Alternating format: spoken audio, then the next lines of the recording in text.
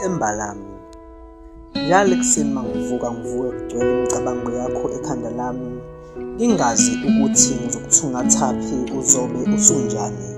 Phela wena wethemba lami, alikho elinye ithemba enginalo ngaphandle kwakho. Phela wena wangithembisa ukuthi soze ungishiye.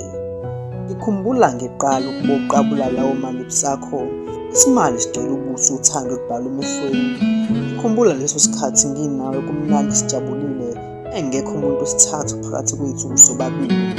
Phela wena wathi soze ungishiye, bheka manje usungilahlile, uthi mangenze njani ithemba lami.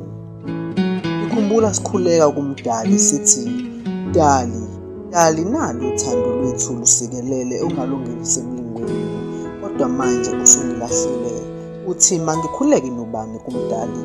Le nhliziyo ephukile izophuliswa ngubani? Lamanxeba azothotshwa ngubani? Phela wena wawungithembisile themba lami. Le nkondlo ibhalwe uSandile Macaba, yahaywa uSandile Macaba. Themba lami.